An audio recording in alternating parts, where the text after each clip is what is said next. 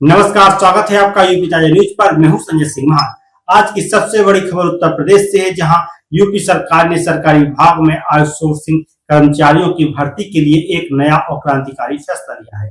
मंगलवार को हुई कैबिनेट बैठक में 15 प्रस्ताव पास किए गए, जिसमें आउटसोर्स कर्मचारियों को 16 से 20 हजार रुपए मासिक वेतन, पीएफ, ईएसआईसी और मैटरनिटी लीव जैसे सुविधाओं का ऐलान किया गया। तो आइए इस खबर को विस्तार से समझते हैं और जानते हैं ये नई नीति आपके लिए क्या लेकर आई है। यूपी सरकार ने सरकारी विभागों में आउटसोर्स कर्मचारियों की भर्ती के लिए नई नीति को मंजूरी दे दी है। संसदीय कार्य मंत्री सुरेश खन्ना ने बताया कि अब कर्मचारियों को 16,000 से 20,000 रुपए मासिक मानदेय मिलेगा। ये भर्तियां 3 साल के लिए होंगी, जिन्हें बाद में रिन्यू किया जा सकता है। सबसे खास बात, कर्मचारियों को पीएफ, ईएसआईसी और महिलाओं को मैटरनिटी लीव जैसी सुविधाएं भी मिलेंगी। हर महीने की 1 से 5 तारीख में वेतन सीधे कर्मचारियों के बैंक खाते में जमा होगा। लेकिन ध्यान दें, ये भर्तियां केवल अस्थायी पदों पर होगी, स्थायी पदों पर नहीं। अब सवाल ये है कि ये भर्तियां कैसे होंगी। सरकार ने इसे पूरी तरह से पारदर्शी बनाने का फैसला किया है। सभी विभाग अपनी जरूरत के हिसाब से एक निगम को प्रस्ताव देंगे। यह निगम जेम पोर्टल के जरिए आवेदन लेगा और कर्मचारियों का चयन करेगा। चयन प्रक्रिया में लिखित परीक्षा और इंटरव्यू भी शामिल होंगे।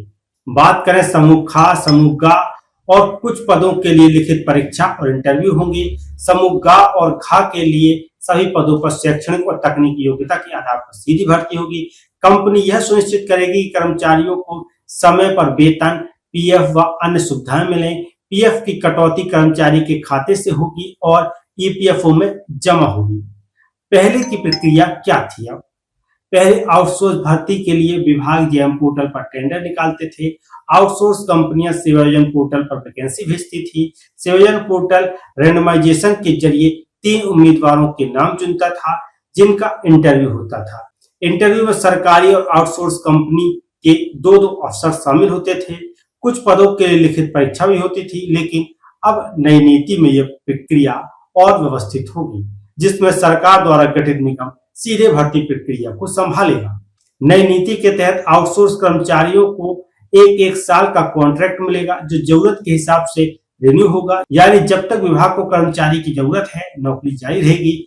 लेकिन अगर कोई कर्मचारी आपराधिक मामले में लिप्त पाया जाता है, दुराचरण करता है या रिश्वत जैसी शिकायत मिलती है, तो उसे तुरंत हटा दिया जाएगा। खास बात यह है, पहले से काम कर रहे आउटसोर्स कर्मचारियों की नौकरी सुरक्षित रहेगी जब तक मौजूदा एजेंसी का टेंडर है। वे काम करते रहेंगे। इसके बाद नई कंपनी के जरिए उन्हें संबंधित विभाग में काम मिल सकता है। आउटसोर्स कर्मचारी को न सिर्फ वेतन बल्कि कई अन्य सुविधाएं भी मिलेगी। पीएफ और ईएसआईसी कर्मचारियों का पीएफ कटेगा और ईपीएफओ भी जमा होगा। साथ ही ईएसआईसी के तहत स्वास्थ्य सुविधाएं भी मिलेंगी। महिला कर्मचारियों को मैटरनिटी लीव का भी लाभ मिलेगा। कर्मचारियों का स्वास्थ्य और जीवन बीमा भी होगा। हालांकि संविदा कर्मचारियों की तरह आउटसोर्स कर्मचारियों को प्रमोशन का कोई प्रावधान नहीं होगा। लेकिन सरकार समय समय पर मानदेय और भत्तों में बढ़ोतरी का विचार कर सकती है। इस नीति के तहत सबसे ज्यादा भर्तियां होगी nurse, pharmacist, paramedical staff, computer operator, तकनीकी सहायक, चतुर्थ श्रेणी कर्मचारी, सफाई कर्मचारी, lift driver, plumber, liftman, carpenter. इसके अलावा डॉक्टर्स, इंजीनियर्स, पशु चिकित्सक और समूह खा के अन्य पदों पर भी भर्तियां होंगी। यह नीति युवाओं के लिए रोजगार के नए अवसर खोल सकती है।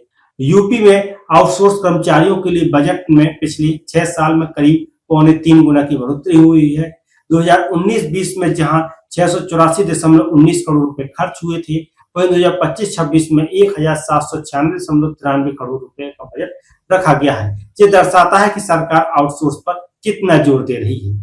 तो दोस्तों, यूपी सरकार की ये नई नीति न सिर्फ बेरोजगार युवाओं के लिए रोजगार के नए द्वार खोलेगी, बल्कि पारदर्शी भर्ती प्रक्रिया और कर्मचारियों को मिलने वाली सुविधाओं से उनके जीवन स्तर में सुधार आ सकता है। आप इस भर्ती के बारे में क्या सोचते हैं? आप इस नीति के बारे में क्या विचार रखते हैं? क्या ये वाकई में युवाओं के लिए गेम चेंजर है? अपनी राय हमें कमेंट सेक्शन में जरूर बताएं। फिलहाल के लिए आपका वीडियो को देखने के लिए बहुत बहुत धन्यवाद। मैं संजय सिंह महान आपसे फिर मिलूंगा एक और नई विस्तृत रिपोर्ट के साथ।